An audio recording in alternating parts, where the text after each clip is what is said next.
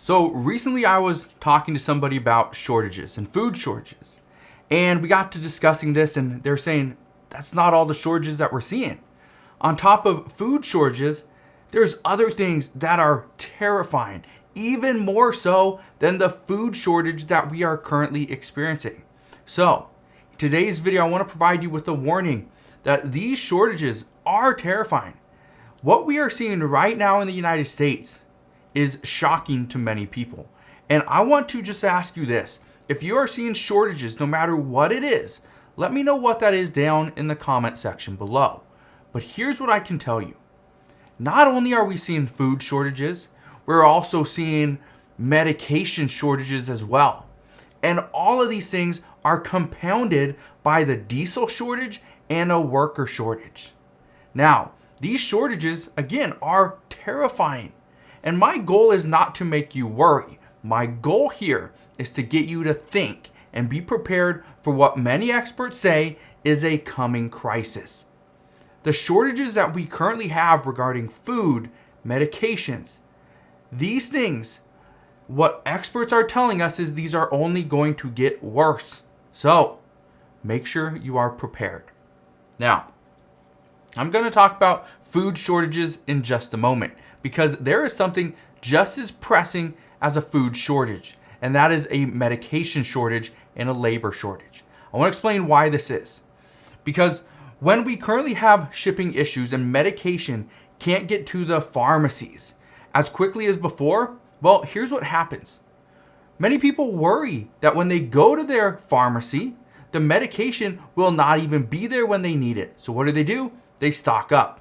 And what happens when they stock up? If it's the wrong medication, some people will overuse. Huge issue. And with the recent crisis of the pharmacist shortage as well, this is only causing additional issues. And here's why I want to bring this up. Because I was at a pharmacy just the other day, and on the thing, it was a Walgreens. On the window, it said, pharmacist not on site.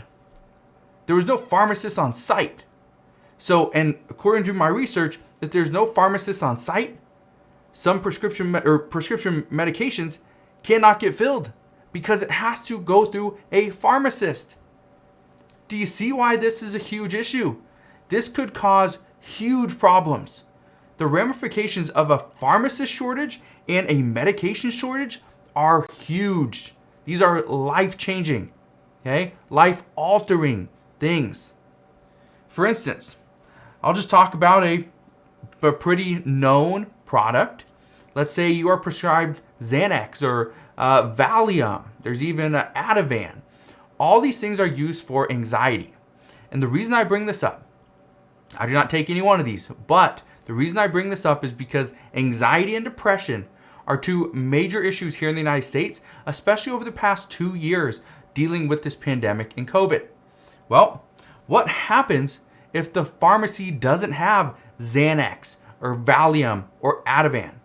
Well, what normally happens is the pharmacist will then give you a generic brand. But the issue here is that many people have already switched from the main brands to a more generic brand simply to save money. But these shortages are not just about saving money. The other issue is when the main medication is gone or not there, guess what? People go to the generic partner as well. And when the generic medication is gone and there's nothing the pharmacist can do or give you. This causes many more issues. Now, these shortages, again, are only causing more and more issues, and experts say they will only get worse. And again, let me know, are you seeing these same shortages in your area as well? Now, this is not where shortages end. We're also seeing a major shortage regarding food. And this is in part due to the worker shortage and shipping restraints, but these issues are only getting worse when we are currently experiencing a diesel shortage as well. Yeah, a diesel shortage. Gas prices are going up. We're seeing less and less diesel. Okay, which, just to give you an idea, the distillate stock has declined in 52 of the past 79 weeks. Okay, It's now at current levels, or where we're sitting today is the lowest levels we have seen since 2014, and before that it was 2008. And my guess is you do not need to be reminded about what happened in 2008. It was a very tough time for pretty much the entire world, especially here in the United States. Now, when diesel is in short supply, this will increase the price of the product, which means shipping is going to cost more. And when shipping costs more, the food prices will jump as well. But as I said the other day, these food shortages are caused in part by Russia and Ukraine. But the big issue right now is that food shortages are still being caused mainly by COVID, the price of commodities, which again is in part to Russia and Ukraine, it's price gouging, and even the stock at stores. And let me just paint this picture for you, because this is something that I've been seeing in comments quite a bit, is that we are seeing stores, as soon as the shipping containers get to their store, they're opening them up, they're putting the products on the shelves.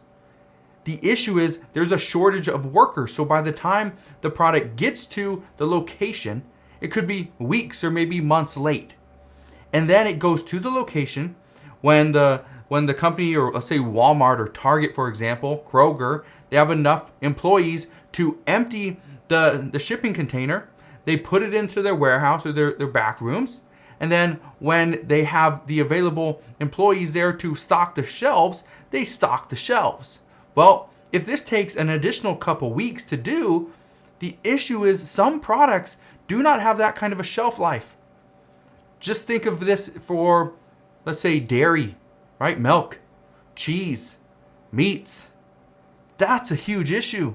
When things take so long to get from one area, let's say the farmer, to the store, some of the product could be bad. Some of the products could be so close to the end of their life, okay, the end of their shelf life, that they can't be sold. So guess what? Additional shortages. And when we are seeing products at such a huge cost increase so far, what happens there is the stores, they don't take less profit. No, they will price gouge you, because guess what? Not only do they have to, pay for the product that you are buying today, but they also have to pay for the product that they bought, which you didn't buy because they had to throw it out because it didn't actually get there in time, or nobody bought it. Guess what? They're charging you for that too. And this is why we're seeing a lot of stories and reports of price gouging. But again, the issues are COVID and prices right now are huge. And this is a major concern for many people. So here's my last warning to all you guys.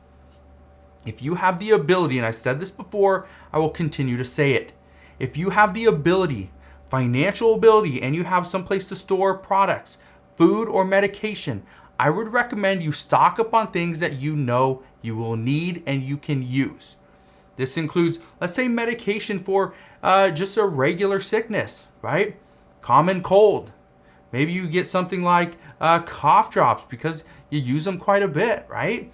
Maybe you need something for sinuses because you have allergies. Consider getting those things before we see they are gone, or you can't go and get them in your store because guess what? They just don't have them, or the prices have gone sky high. So that's my warning to all you guys, is these shortages are terrifying, but experts say they're only going to get worse. All right? So please let me know what shortages you are seeing so I can actually read through your comments, come back on here, and I can explain to everybody what's happening across the country, because I can guarantee you there's other shortages other than just food shortages and medication shortages. So let me know, what are you seeing down in the comment section below? All right, so now that we've got that warning out of the way, just want to thank you guys for watching and helping me stay informed. So not only can I be informed for my family, but I can come on here, use my platform here on YouTube to give everybody else a warning as well, because these are things that the mainstream media is not covering. Okay, they're not covering this. This isn't sexy news. Nobody wants to talk about this, but this is life. This is something that I think every person needs to know. All right? So again, thank you guys for watching. Have a wonderful rest of your Sunday. Consider subscribing, and I'll see you guys on the next one.